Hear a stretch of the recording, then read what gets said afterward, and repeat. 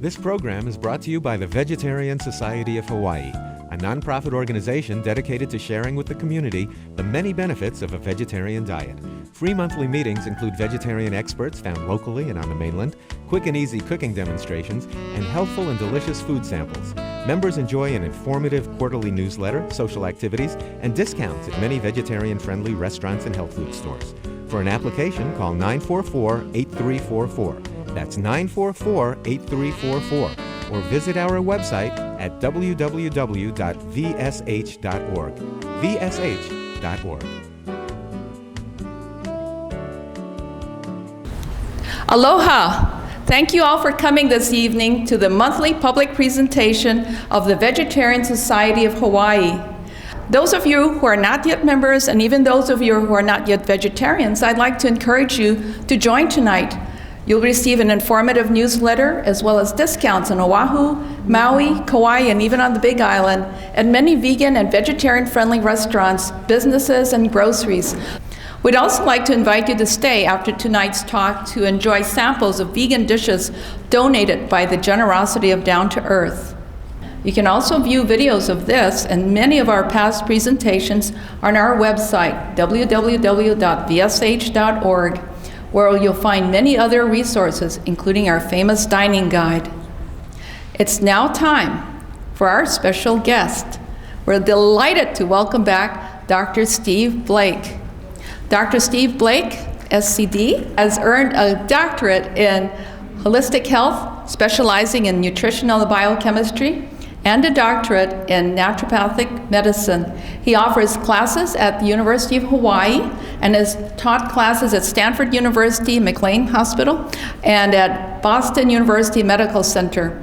Dr. Blake wrote the 2008 McGraw-Hill College textbook, Vitamins and Minerals Demystified, and has just authored a nutritional approach to Alzheimer's disease. He wrote Understanding Dietary Fats and Oils, Healing Medicine, and co-authored Mosby's 2001 Nursing Drug Reference. He is the author of The Herb Doctors, with worldwide information, as well as of the Diet Doctor software for graphing dietary nutrients, and was director of the Maui Holistic Health Center for 7 years. He and his wife, Catherine, help to run, in fact, they do run, our VSH Maui group. And they live on an organic farm on Maui that is solar powered. His presentation tonight is entitled Arthritis, a Natural Approach. Please join me in welcoming Dr. Steve Blake.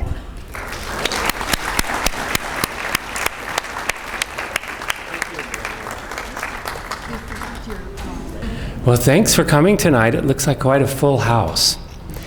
And tonight's talk is about a painful, disabling condition that's all too common in America. When I first looked into it, I wasn't sure that I would be able to find a nutritional approach to arthritis, but as I looked at the research, I find that there are some ways that we can help. Did you know that half the people over 65 have some sort of inflammatory joint condition? That's quite a lot. 70 million Americans now have an inflammatory joint condition like arthritis. And tonight's talk will be about osteoarthritis, which makes up about 90% of the arthritis cases. There's also rheumatoid arthritis, which is another painful and terrible disease, an autoimmune disease. Much of what I talk about tonight will have some relevance to rheumatoid arthritis as well. And that's because inflammation is one of the keys to both of these problems. If you can lower the inflammation in your body, then you're likely to be feeling better with either arthritis or rheumatoid arthritis. Chronic pain is one of the problems with arthritis, of course, and inflammation, which leads to joint damage. Over time, the joints tend to deteriorate a little bit. Now, before I get into the talk, I want to give you a little introduction of what I'll be talking about tonight.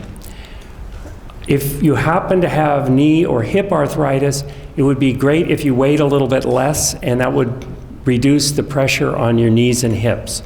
So losing weight and wearing soft insoles are two good tips for knee and hip arthritis, which are all too common. Moderate activity helps with arthritis. So if you can do non-traumatic activity, that seems to help keep the joints going. It gets circulation to the joints and gets nutrients to the joints. And cartilage has no circulation system of its own, so we really need to have some sort of movement to keep that going. The hard part is, of course, if your joints hurt, you don't want to move. And if you do move, then your joints feel better. So that's a little catch-22 there. I'm going to talk about omega-3s and omega-6s tonight. I wrote a book on fats and oils, and it's quite striking that the omega-3s tend to reduce inflammation in our bodies, and the omega-6s tend to increase inflammation in our bodies. So I'll talk about which foods have which and why they do that. That'll be the complicated part of the talk. Antioxidants are something that quench free radicals, and fruits and vegetables and nuts and seeds have lots of antioxidants. If you take in more antioxidants, then you're likely to have less damage to your joints. The damage to the joints, like so much damage to our bodies and aging itself, is mediated largely by free radical damage. So if you're taking these lovely antioxidants in, then you'll have less damage to your joints.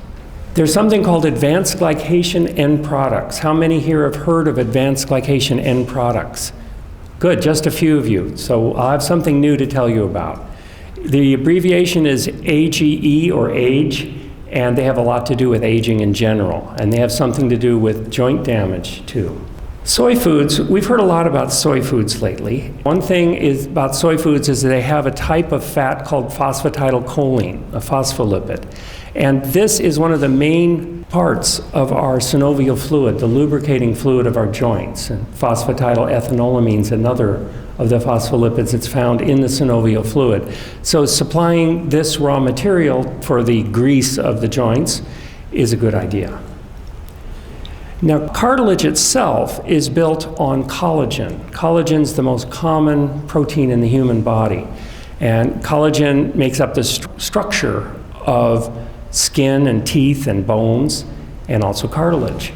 So in order to keep our cartilage from disintegrating, it would be a great idea if we could keep our collagen regenerating. So we're going to need 4 specific nutrients for that, and I'll let you know what those are as we go on. Well, it says it on the screen: vitamin C, iron, copper, and manganese. There's something in our body that we make from homocysteine called S-adenosylmethionine, or more shortly, SAMe. If we can be sure and make that, then it seems to quench pain very powerfully. Now, that can also be taken as a supplement, but the advantage of taking it, making it internally, is that we're then taking an undesirable blood chemical called homocysteine, a risk factor for heart disease and Alzheimer's disease, and we're turning that into something good called SAMe, which will then help keep your joints pain-free and reduce inflammation. So I'll talk about that. And then I will mention a couple of medical plants and a couple of supplements. One that I think is a very bad idea that's very popular, and several that might be a good idea. And I'll show you scientific studies from peer-reviewed research so that you can make up your mind if you think these might be valuable or not. Here's some pictures of cartilage. And the bottom picture is kind of scary because the cartilage has all been worn away. This is the advanced stage of osteoarthritis, and in this case it would be very difficult to regrow cartilage because it's basically gone. So hopefully for all of us who don't yet have arthritis, we can nourish ourselves to try and help reduce our risk, and for those of us who have mild or beginning stages of arthritis, we can hopefully keep it from progressing to that point. To support the collagen and the proteoglycan synthesis. Now, proteoglycan's a big word, but many of you have heard of chondroitin sulfate. How many have heard of chondroitin sulfate? Yes, it's very commonly used for arthritis. Chondroitin sulfate also can be made in the body, and you'll never guess what helps us make chondroitin sulfate more than anything else. Well, that would be SAMe, that S-adenosylmethionine. Very helpful to assist us in creating these proteoglycans like chondroitin sulfate that make our cartilage springy and tough instead of being brittle. And if we have springy, tough cartilage, then it will tend to wear away less, and that's going to be a big help with reducing the effects of arthritis. The couple of things that we can't control are our age, and as you get older, osteoarthritis gets a bit more likely, and previous injury. Some people have had injuries to them. I notice in the research, people who work on floors and kneel a lot, they get injuries to their knees, and so they have more tendency to get arthritis. But we can control our weight. Well, or can we? I know it's very difficult, but there are ways to do it if we have the resolve to reduce our weight. For knee and hip joints, that's crucial. We can adjust our activity levels so we're getting lots of activity but no damaging activity. Running on concrete would be an example of a damaging activity that would be contraindicated for someone with knee or hip arthritis. On the other hand, running might be a great thing for someone with hand arthritis because you get so much circulation doing that. Nutritional adequacy, just get the RDA of a few simple nutritional vitamins and minerals, and that can help tremendously. And then there's those fatty acid imbalances that I mentioned. Here's a weight loss diet. Now, there are many weight loss diets out there, like the paleo diet or the South Beach diet. I'm sure you've all heard of many weight loss diets. This one's a little different because it's a healthy weight loss diet. People seem to forget that while you're losing weight, it might be a good idea if you didn't get some other terrible problem. For instance, my analysis of the paleo diet shows that the calcium balance is very low or even negative on the paleo diet. So yes, you may lose weight, but on the other hand, there may be problems. So this is just a very simple weight loss diet. It happens to be plant-based because that's the most nutritious type of diet. 1/4 fresh fruit. You can see on the top left of your screen a beautiful tray of fruit. If that was your breakfast, would you consider that you were suffering? Looks good to me. And then for lunch, it might be the right side of the screen, that beautiful salad with a little bit of satisfying avocado on it. Maybe some creamy walnut dressing or something to really hit it off. Preferably made without refined oils, but made from the walnuts themselves. 1/2 of your diet could be fresh vegetables, and they are so loaded with nutrients, vitamins and minerals, phytonutrients, antioxidants, that would be very good for your health if you could eat that many vegetables. Beans once or twice a day. Beans have a wonderful nutrition, and beans also have this phytosterols that help with your lubrication in your joints. Whole grains, if they're really whole, like brown rice or oatmeal, would be helpful if you have a calorie deficit after eating all the other things. I work on an organic farm, as Lorraine so kindly mentioned, and sometimes I need extra calories after I eat all the other things, so I include a little bit of grains for that purpose. And then 1 ounce or 2 of nuts or seeds are vital. Did you know only 8% of Americans get the very minimal amount of vitamin E that we need? And we very much do need it. So a handful of nuts or seeds, especially almonds or walnuts, hazelnuts, are rich in vitamin E, would be an excellent way. And you'll feel like moving on this diet. You'll feel lighter than if you ate heavier foods too. So that's my weight loss diet. I think we could all benefit by eating more like that, staying away from the processed foods that are so tempting. I'm going to talk for just a few minutes about the medical approach.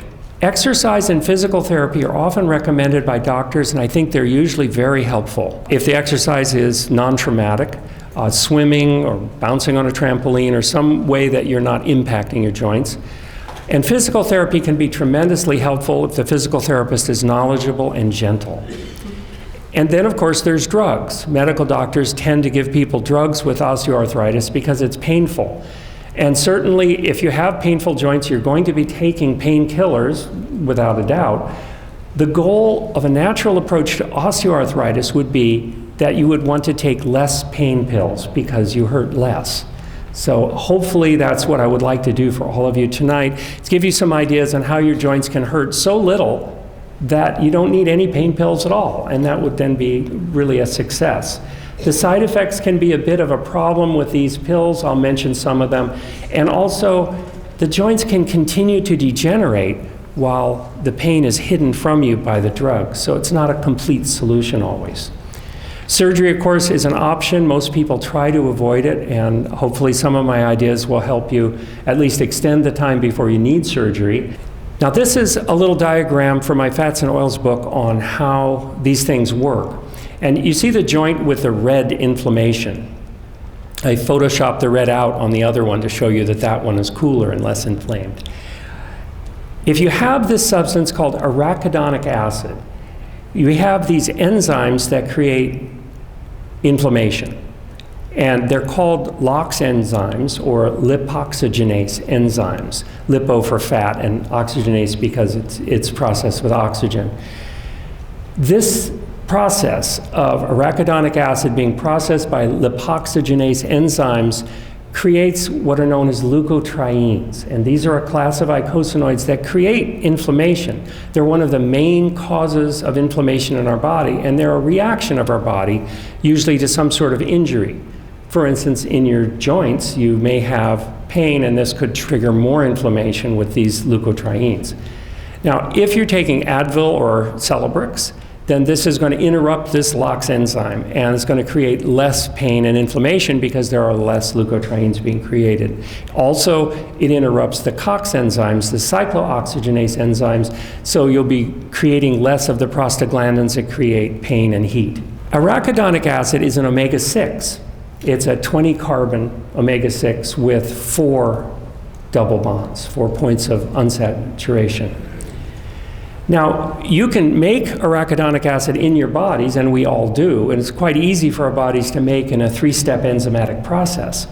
We can make it from omega-6 oils that are plant-based called linoleic acid. Linoleic acid is an omega-6, and it starts out with 2 double bonds, and during the course of the enzymes, it gets up to 4 double bonds and gets a couple carbons longer and becomes arachidonic acid. Now, arachidonic acid can also be taken directly into the diet. The reason this is important is that if you take into your diet preformed arachidonic acid, it's much more powerful. Your body doesn't have to create it. There it is, ready to be made into inflammatory leukotrienes and inflammatory prostaglandins. So where does it come from? Well, I have a dietary analysis program called the Diet Doctor, and I had to add arachidonic acid into it because the research just wasn't clear on which animal products had it and which didn't. But when I started looking at diets in arachidonic acid, it was very clear. The bulk of it came from turkey, chicken, and eggs. That's where preformed arachidonic acid comes from, and that's where a lot of the inflammation that may occur in your joints comes from as well. So might be a good thing to avoid. Now, I know these are very popular foods, they're cheap, they're subsidized and all that, but you might consider at least a trial of taking these 3 out of your diet for perhaps a period of time, maybe even just a month, without these 3 things, and see if your joints experience less inflammation, which would be predicted by the science, but of course we're all a little different. Now, if you didn't get any relief after a month, you could breathe a sigh of relief and go to Uncle Chicken in a Bucket again. But chances are pretty good that it would help. So I wanted to tell you about that. Now, there are also plant-based omega-3s, and they're the ones that create leukotrienes that quench inflammation. And the best sources really are walnuts and flaxseed powder. There aren't a lot of these. Alpha-linolenic acid is the name of the omega-3 from plants. There's not a lot of them from various foods. Now, our diet daily should have about 2 to 3 grams of alpha-linolenic acid, but normally when I analyze diets, as I'll show you, there's very little in there. So I did mention that 70% of inflammatory arachidonic acid comes from meat, poultry, and game meats. And sorry about that for the paleo guys who really insist that game meats are so healthy, but they also have a lot of arachidonic acid, so that's a downside. And this study in lipids from 2003 is where I got that information, among many other studies, of course. Now, this chart, you don't have to read the whole thing, but I do want to show you that in order to make your own anti-inflammatory EPA, now EPA is eicosapentaenoic acid, a big word. But icosa just means 20 because it's 20 carbons long. And penta means 5 because it has 5 double bonds. Remember, arachidonic acid, also 20 carbons long, has 4. But this one's an omega-3 and it quenches inflammation, whereas arachidonic acid's an omega-6 and it creates more inflammation. So in order to make our own EPA in our own bodies, we do need, first of all, to get enough of the omega-3 plant-based alpha-linolenic acid, abbreviated here ALA. And we also need to get not too much of the linoleic acid. If you were to avoid bottled oils, salad dressings made from bottled oils, you would probably get dramatically less of these omega-6s in your diet. So as you can see, there are many different nutrients that can assist or slow the production of EPA in your body, and yet all of us sitting here are getting most of our EPA from our own internal production, just like cholesterol. And if you eat fatty fish, you may also get some from the fatty fish, but we do make it in our bodies. There's little doubt about that.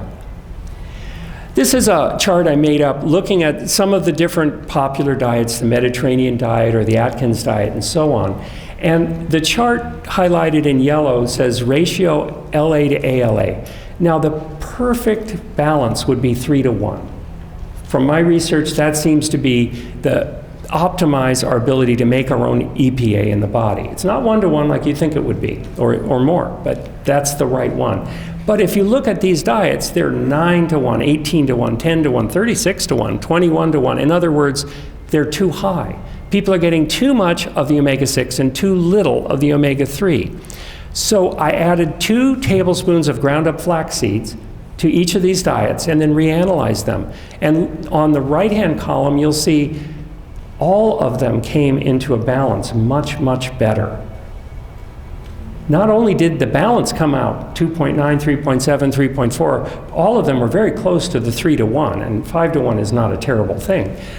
But also, this is going to supply you with the ALA you need to make these anti-inflammatory substances in your body. Among the plants that have them, flax has the most. Canola oil has some. Again, I don't recommend bottled oils, but soybean oil has a ratio of 8-to-1, which is one of the better. Some of these, like 144-to-1 for cottonseed oil, would be a really good idea to avoid basically all refined oils and just stick with a few nuts and seeds and some flaxseed powder. What about fish oil? Now, how many people in this room do not take fish oil? Okay, that's good. It looks like we've got more than half of the people in the room not taking fish oil. You know, fish oil is one of the top 5 selling supplements in America. Can we just take fish oil to reduce inflammation? Well, in a sense, yes, because the EPA in fish oil is very powerfully anti-inflammatory. But, you know, if we just quit taking so much of the omega-6 plant-based linoleic acid, say from bottled oils, we would need 10 times less of the ALA, the omega-3 to begin with. So that would be a big help. And there might just be a little problem with fish oil. First of all, it's commonly contaminated with polychlorinated biphenyls. And DDT. These are persistent organic pollutants that cause cancer and other things. They are definitely to be avoided, but fish oil seems to concentrate them more than any other food. I'll show you a graph in the next slide. Fish oil can be contaminated with mercury, and it's commonly contaminated with dioxins. Dioxins are extremely potent and very bad chemicals, cause all kinds of terrible illness and birth defects too. Fish oil is, coincidentally and paradoxically, also high in arachidonic acid. So while fish oil has some fish oil, like salmon, mackerel, and sardines, have a lot of EPA, other fish, like tuna, they don't have much anyway. But these fish have a lot of EPA, but they also have a lot of preformed arachidonic acid. So it's a mixed bag how much anti-inflammatory effect they'll really have. And then fish oil is commonly rancid. A recent study, they took fish oils from the manufacturers, fresh, in South Africa, and they took quite a collection of them, and they analyzed them for oxidation products. Lipids oxidize into very nasty substances that can raise your risk of cancer, for instance, quite a bit. And they found that 91% of the fish oil capsules were highly oxidized. So your chances of getting a fish oil capsule that's not oxidized are extremely small. And this, of course, is the nature of docosahexaenoic acid, which has 6 double bonds, and EPA, which has 5 double bonds. They're very fragile. And during the processing, grinding, heating, and storage, and so forth, they tend to go rancid quite easily. So this would be a good reason to, if you can, make them inside your bodies instead of taking them from fish. So We can eat the plant-based omega-3s, limit the omega-6s, and make just the right amount of arachidonic and EPA in our own bodies. This, I think, is very important in reducing inflammation with osteoarthritis. Okay, it's time to look at antioxidants. This guy's crawling across a desert, but instead of calling for water, he's calling for antioxidant. There's a good study I found in arthritis and rheumatism that looked at vitamin C, and they found that it cut the risk of cartilage loss in arthritis down to 1/3. Now, cartilage loss is exactly what we would all like to avoid raising our risk of arthritis. I mean, basically, that's what osteoarthritis is. Cartilage gets brittle and gets broken and wears away.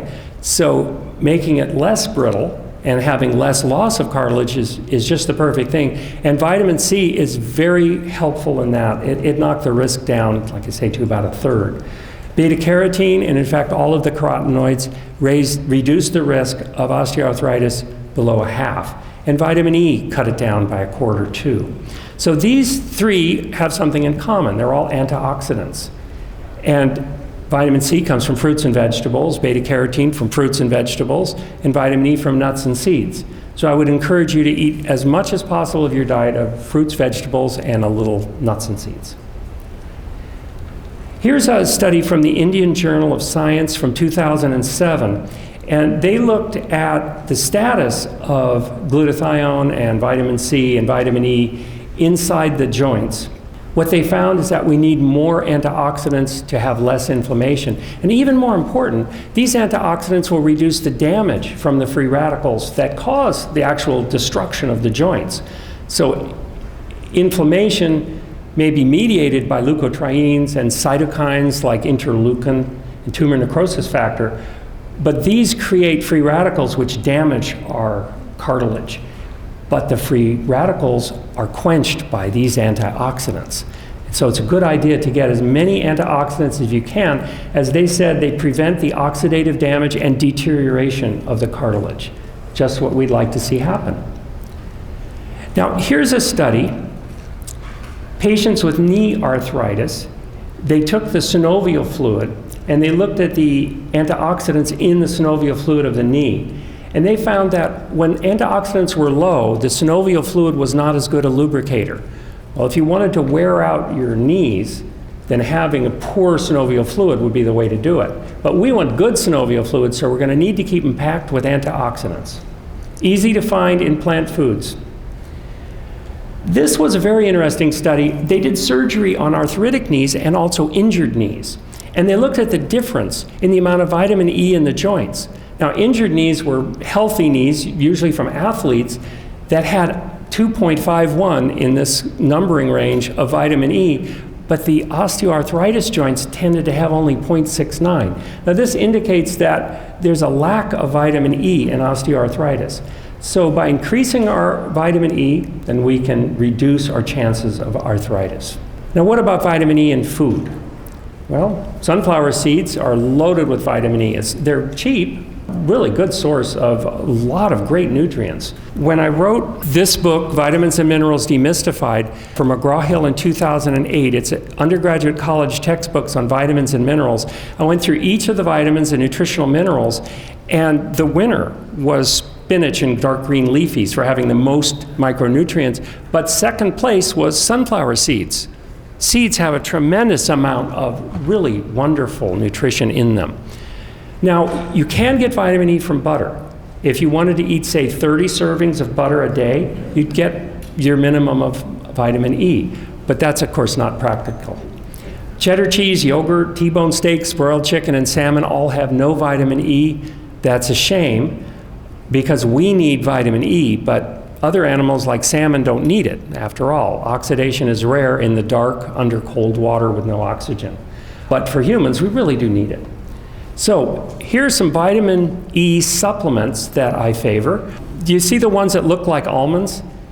They are almonds, and they're a wonderful vitamin E supplement. Sunflower seeds have even more for just a little handful of vitamin E, and hazelnuts. Now, walnuts are interesting because everyone just measures alpha tocopherol, but vitamin E is a family of tocopherols, alpha, beta, delta, and gamma. And when I rewrote my nutrition analysis program called the Diet Doctors, I changed it to read the sum of alpha, beta, delta, and gamma, because they're all antioxidants, instead of just alpha tocopherol. And what happened was walnuts went from 0.7 to 22.5 in their milligram content of vitamin E. So all of a sudden I'm realizing walnuts are also a good source of both ALA and vitamin E. Okay, let's talk for a minute about inflammation. This is fun. There's something called quercetin, and quercetin reduces phospholipase. Now, here's how it works. Remember that arachidonic acid and the EPA? They are stored in our cell membranes. All of our cells have membranes loaded with phospholipids, and each phospholipid has 2 fatty acids on it. And one might be arachidonic acid, or one might be EPA, or they could be trans fats or sat fats or any other kind of fatty acid. If they happen to be more filled with arachidonic acid, when this phospholipase comes along, it's going to take out arachidonic acid. Well, one way to interrupt the production of inflammatory leukotrienes is to interrupt this phospholipase, and quercetin does that. I found a fascinating study from the Yonsei Medical Journal from 2005, really worth reading, molecular targets of dietary polyphenols and anti-inflammatory properties. Onions, grapes, apples, berries, and beans, all excellent foods for so many other reasons, are excellent sources of this quercetin, which will help reduce inflammation in your body, and not just by reducing phospholipase, but other ways too. Some of them have vitamin C, and some have beta-carotene and other carotenoids, so there are many ways that they do this. There's another substance called genistein. Genistein is most famous for its content in soybeans, but it's also found in alfalfa sprouts, chickpeas, many other beans, and even peanuts. Genistein quenches inflammation and LOX. Do you remember LOX? I talked about that. That's lipoxygenase. That's the mediator that takes arachidonic acid and makes it into a very inflammatory product called leukotrienes. That's class 5 leukotrienes that are inflammatory ones. Now, inflammation can also be reduced by turmeric, galangal, and chamomile. And this flavonoid, it's a polyphenol, subclass flavonoid called indole 3-carbinol, this quenches them. And you'll recognize some very healthy plants here: cabbage, kale, Brussels sprouts, and broccoli. So the more you can incorporate these into your diet, I think the healthier that we all will be. Now, here's something you may not have heard of.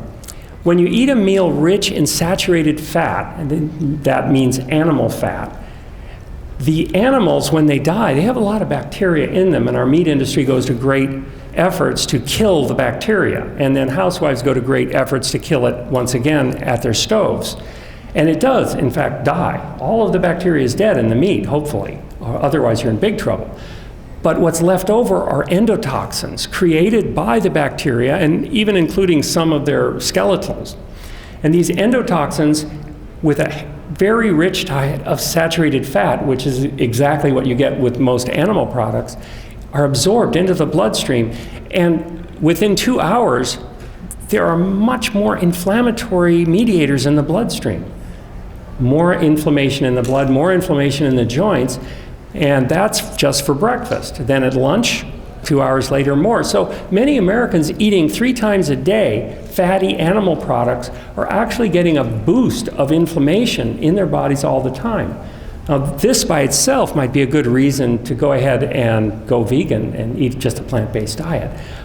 There might be a few other reasons too. Okay, look at these foods. We're going to switch to advanced glycation end products. It's a browning problem.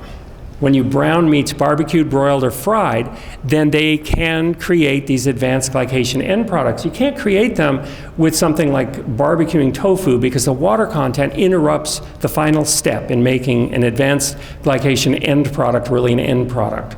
Because these end products are plasticized proteins that are cross-linked and your body can't get rid of them.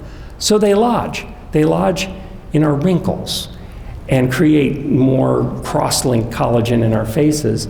They also lodge in our brains, and they've been shown to lodge in the amyloid plaques in Alzheimer's disease and creating a cascade of free radical and inflammatory damage.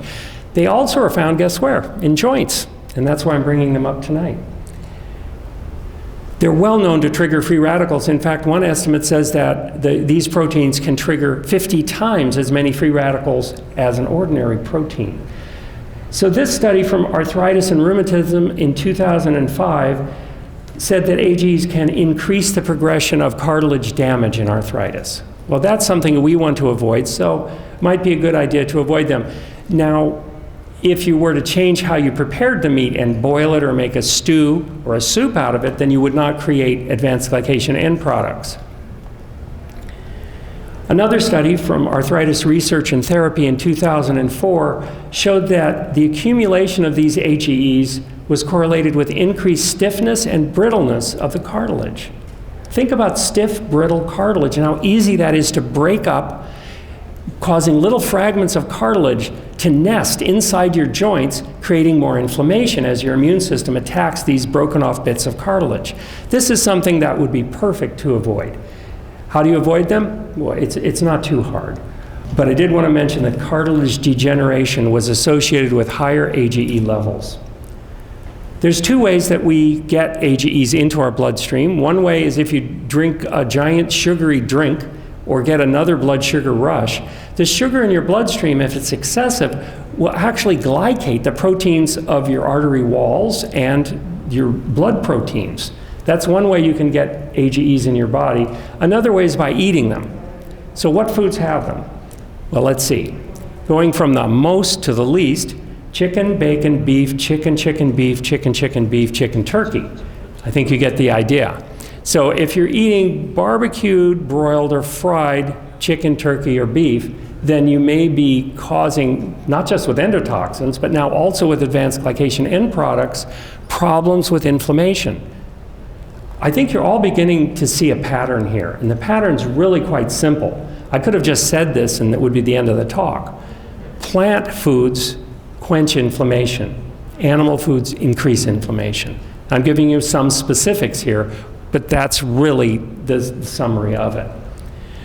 So let's take a quick look at synovial fluid. Synovial fluid, of course, is the grease in the joints. We want it to be just right. The British Journal of Rheumatology did a study, and they found that synovial fluid is principally made up of phosphatidylcholine and phosphatidylethanolamine, two phospholipids, and beans are an excellent source of these. You know, beans would be a wonderful thing to include in your diet for so many reasons. Satisfaction after you eat, the kind of satisfaction that many people only get with animal products like cheese or meat because they give you that fullness afterwards. Well, beans give you that fullness, but also help your synovial fluid to be more lubricating. Soybean phosphatidylcholine was therefore shown to be effective in reducing inflammatory reactions in arthritis. Now, if you look at different foods, they have different amounts of these phospholipids. For instance, soy has a very large amount of phospholipids, whereas coconut has almost no phospholipids, and canola falls somewhere in between. So most of the beans have a good amount of phospholipids, whereas most other foods don't. So a good reason to include beans in your diet.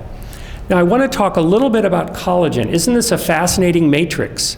Lattice work up here that we can deposit a lot of calcium and phosphorus onto this and make bone, or we can deposit proteoglycans and chondrocytes in here and create cartilage. And this is what cartilage is. It's made on this matrix. Now, to keep our cartilage healthy, we need to keep our collagen healthy.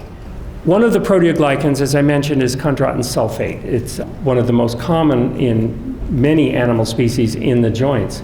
And we can make that ourselves, and it gets compressed into this lattice and creates the springiness. There's actually an electrostatic repulsion, and it attracts more water and makes our cartilage springy.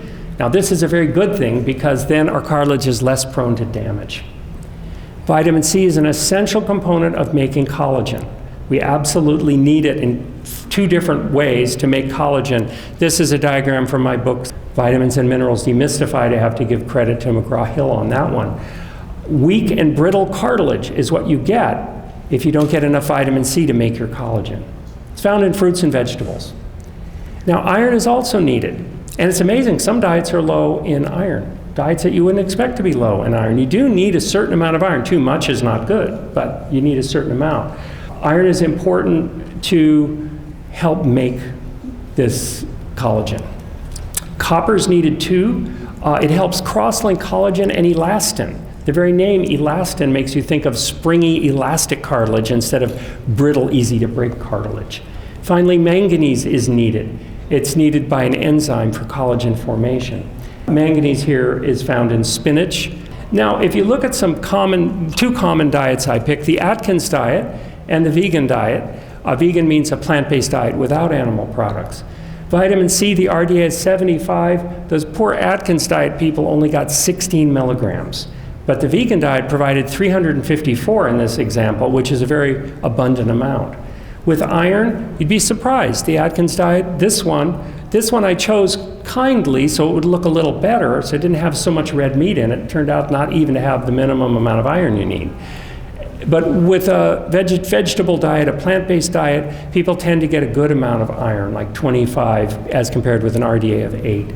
Copper, again, very low on an Atkins diet. Good on a plant-based diet, largely found in nuts and seeds. And then there's manganese. Manganese is very deficient on an Atkins diet or any meat-based diet, and very good for you in so many ways, but especially to make collagen, for good cartilage.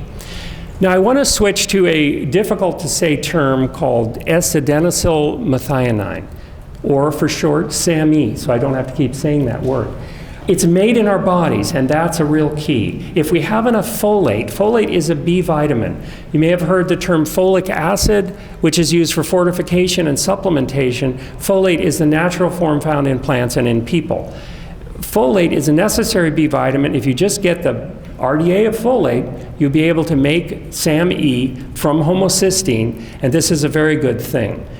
Also, we need vitamin B12. And of course, a sublingual vitamin B12 tablet is good insurance for both meat eaters and plant eaters alike, because it assures that the B12 is entering your bloodstream. And so many people with clinical B12 deficiency are eating plenty of B12 in their diet, but not absorbing it. I won't go into the details, but it's hard to absorb. SAMe can be taken as a supplement. It's a very popular supplement. You find it in many stores. This study was reported in the American Journal of Nutrition, and they did a 24-month multi-center open trial. They used 400 milligrams of supplementary SAMe. They showed improvement in osteoarthritis over 2 years, and it was very well tolerated. One caveat with SAMe is that it should never be taken with any psychoactive drugs, especially Prozac or any of the SSRI drugs. So if you're on any drugs, you should check with your doctor if this is going to conflict. Because if you take this SAMe and Prozac, you might wind up with too big of a smile, and we wouldn't want that. The subjects in this trial showed clinical improvements after 2 weeks and continued to improve until the end of the study, and almost 1/5 of them were then symptom-free. So here we have a case where people are actually recovering from mild osteoarthritis with the assistance of SAMe. Here's another study from Critical Reviews in Food Science and Nutrition from 2008. It's a short-term, double-blind clinical trial. They found that SAMe was equally as effective as Celebrex. Now, those of you, has anyone here ever taken Celebrex, the painkiller? It's quite powerful, isn't it? It's really a great painkiller. And they found that SAMe matched right up to it. It took a while for it to achieve the same power of pain-killing effectiveness. And I'll tell you a little more about why that is. It alleviates the inflammation in osteoarthritis, and it limits further destruction of cartilage. Now, this is different than a painkiller. Another study, this from the American Journal of Clinical Nutrition, excellent journal, SAMe increased the production of the proteoglycan chondroitin sulfate. And this is the best way to get more chondroitin sulfate into your cartilage. So if you're taking enough folate and B12, then you can make enough of this SAMe. The benefit there is that homocysteine, a very undesirable risk factor for heart disease and Alzheimer's disease in your blood, gets transformed with the assistance of vitamin B12 and folate into SAMe, which is tremendously useful and helpful chemical in our bodies. It's essential to keep our cartilage springy. My advice to you is try and make it yourself. There are no vegetarian or vegan forms of chondroitin sulfate. It's basically ground up cartilage, so that makes it difficult for plant eaters to eat it. But also, it would be best if you could just make it yourself. Inside our bodies, as I mentioned, enough B12 and folate, you make SAMe, and then you make chondroitin sulfate. Now, I want to mention just three actually, medicinal plants. Now, in the corner here, we see that there are 243 medical plants listed in my database of medical plants. I, for 30 years, have been categorizing plants from all over the world. I've gone to 54 countries and hundreds of books written by the very best experts in the field of medical plants and put that into a database over 30 years. There's over 168,000 footnoted facts in there now. It's really quite large. So it's not surprising to see there's over 200 different natural remedies used for osteoarthritis. Well, I'm just going to show you three tonight because we don't have that much time left. And they're not all that great. And they haven't all been studied scientifically to make sure they're really going to work. In the journal Inflammation Research from 2001, they did a 4-week double-blind placebo-controlled trial, the gold standard of testing drugs. That means it's hard to cheat on. And they evaluated cat's claw. You see that claw in the picture? That's how the plant was named. They showed that individuals in the treatment group with cat's claw had reduced pain with activity. They did not have reduced pain when they were sitting around or at night. But reduced pain with activity is a very good thing, because if you have reduced pain with activity, you're likely to be more active, thus getting more circulation to your joints, reducing pain, maybe getting some endorphins, and it's a very good thing. Cat's claw did not seem to have any bad side effects. Devil's claw is second of the three medical plants that I'll mention today, and they said that it had moderate evidence of effectiveness. And this is a meta-study of devil's claw, where they looked at several studies reported in Phytotherapy Research in 2008. They looked at all the studies that matched their standards, and they found that, yes, it's moderately effective. I saved the best till last. Boswellia was studied in phytomedicine in 2003. All patients receiving treatments reported a decrease in knee pain. These are osteoarthritis patients. They had increased ability to flex their knee and increased walking distance. This sounds very positive. The swelling in the joint was also reduced. They didn't see a change in x-rays, but typically x-ray changes of cartilage are extremely slow, so I'm not too surprised at that. Here's another study on Boswellia. Interesting, it inhibited leukotriene biosynthesis by impairing the LOX enzyme that I've been talking about. The same one that's inhibited by Celebrex with all of those side effects and the anti-inflammatory drugs, ibuprofen, with all of those side effects. But this didn't seem to have any side effects. Does anyone know the common name of Boswellia? It's one of the three plants that the wise men brought Jesus. Frankincense, yes. Another study in clinical rheumatology in 2004, they tested an herbal formula. This one had ashwagandha, boswellia, ginger, and turmeric, and pain was reduced in half compared to placebo without side effects. There are so many of these formulas on the market for arthritis. Looking around, I see a huge number. I picked one that looked non-destructive and possibly helpful and put it up for you, but there are so many others. But it's difficult to tell with sponsored research and advertisements, basically, if these are good or bad. This one seemed to have a good non-sponsored study in clinical rheumatology. Who's ever taken MSM? Okay, well, I'm sorry, I'm going to have to say some things about it that aren't too complimentary tonight. It's claimed to be a naturally occurring compound supplying sulfur to the body. It is naturally occurring, but the amount in one dose of MSM is the amount in the bodies of 294 men. It's not naturally occurring in those quantities. And it's also found in food. Well, this is true. And if you were to drink, say, 300,000 cups of milk, you get the daily dose recommended on the side of an MSM bottle. So it's really not found in food to any appreciable extent, or in human bodies either. By the way, the picture here is a picture of a paper and pulp plant in Louisiana where the MSM in America originates. It's a byproduct of the paper and pulp industry. They add sodium sulfite to the pulped trees, forming a black liqueur, which has a very distinctive aroma. If any of you from Oregon have ever noticed the aroma of black liqueur from a paper and pulp mill, it's pretty nasty stuff. 99.7% of the sulfur comes from the chemicals added during the processing, so it's not a natural source of sulfur by any means. Now, from this black liqueur, they make DMSO, which is absolutely the safest and best way to strip paint off of an airplane or a car. It really is. As paint strippers go, it's quite safe. But I don't think that there's been enough human research to apply DMSO to your joints, even though it does seem to kill the pain, perhaps by killing nerve endings. No one really knows because of the lack of research. But if you oxidize DMSO, you get MSM, which is a perfect example of how a health food store product can get marketed without sufficient human safety studies or even proper looking at if it's effective or not, or safe. So one more thing, avocado soy unsaponifiables. Hard to say, but this study in BMC musculoskeletal disorders from 2008 showed that it cut pain in half. It seems to be a safe, natural product made from soy and avocados, and it seemed to cut pain in half in a 6-month prospective, double-blind, placebo-controlled trial. This is a very good type of protocol for a clinical trial. Now, I'm just going to summarize for you what I've talked tonight. You have your handout, so that'll help you a lot too.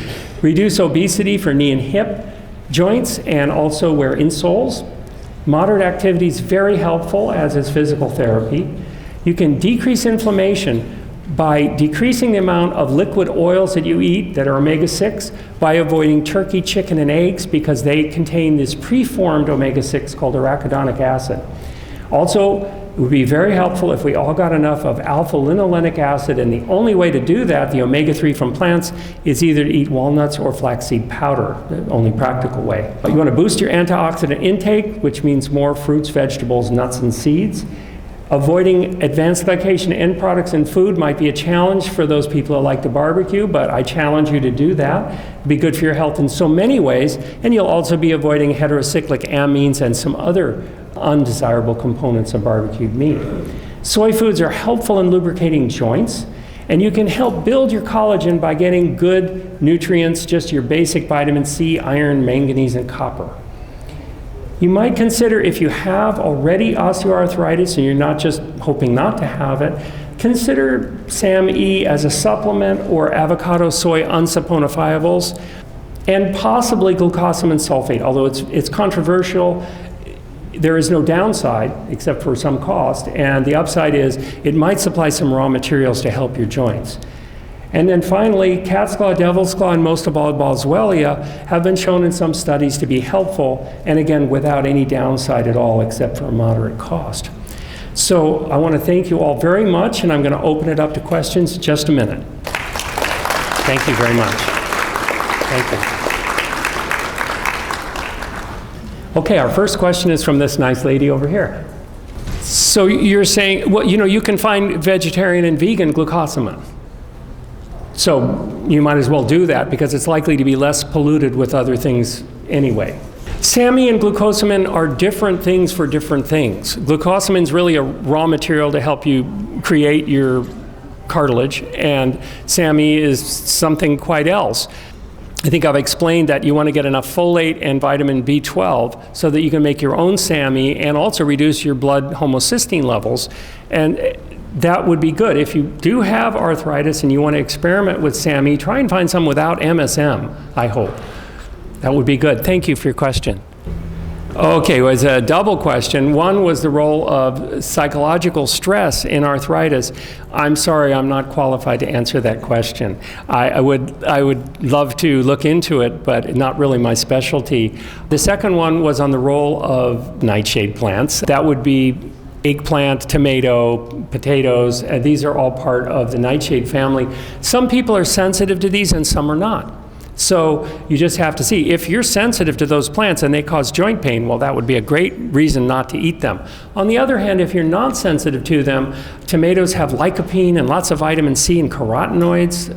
Good reasons to eat these things if you're not sensitive to them. So I'll have to answer yes and no. Thank you very much. The question is, soy food, I'm saying has phosphatidylcholine in it, and phosphatidylcholine is very good for making synovial fluid and lubricate your joints and protect your cartilage.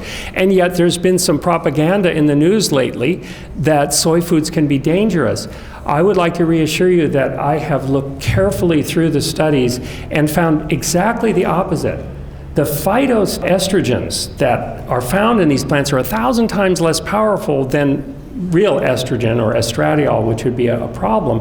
And they lock onto the same receptors, thus bumping aside the true estrogen and thus reducing your chances of breast cancer. In fact, a recent study came out showing that women who had breast cancer, they looked at recurrence after the operation, and they found that the women who ate soy had much less recurrence of breast cancer than the women who didn't eat soy. I apologize for the newscasters saying that soy food is not healthful. It would be nice if the soy was organically grown, so that would be of benefit, I think, for that one. Thank you for your question. Yes, the question is, meat is bad, vegetables are good, what about fish? I know that there is a continuing note of approval of fish from doctors and news stories and novels and all where we get our information. And yet, I can't find anything in fish that is really necessary. Now, there are a couple of things in fish that might be useful, such as EPA and DHA. I think we can make EPA. Whether we can make our own DHA or not is still not completely settled. This is something that Dr. Bill Harris and I and many of our colleagues are digging into to try and find out if we really need it. If we do need DHA, though, I, for one, would certainly want to take the algal form of DHA. Otherwise, I would have to say that fish is not healthful to eat. And I know that I'm going to be contradicting a lot of other health authorities in saying that. And yet, the concentration of persistent organic pollutants is really high in fish. As I showed you with the chart, it's higher than anything else in so many of these things. And of course, fish doesn't have any fiber. Fish doesn't have any antioxidants. Fish doesn't have any essential fatty acids. And fish doesn't have any vitamin C. There's a lot of things that are missing in fish. So this is not probably my choice of an oil. On the other hand, coconut oil is excellent for external use, very good for the skin. So I'd say rub it on your body, try not to get it in your mouth. Thanks for your question.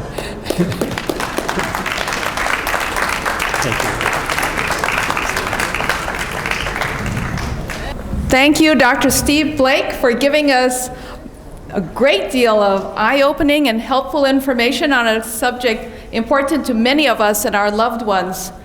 Mahalo to all of you for coming, and have a safe return home. Good night. This program is brought to you by the Vegetarian Society of Hawaii, a nonprofit organization dedicated to sharing with the community the many benefits of a vegetarian diet. Free monthly meetings include vegetarian experts found locally and on the mainland, quick and easy cooking demonstrations, and healthful and delicious food samples. Members enjoy an informative quarterly newsletter, social activities, and discounts at many vegetarian-friendly restaurants and health food stores.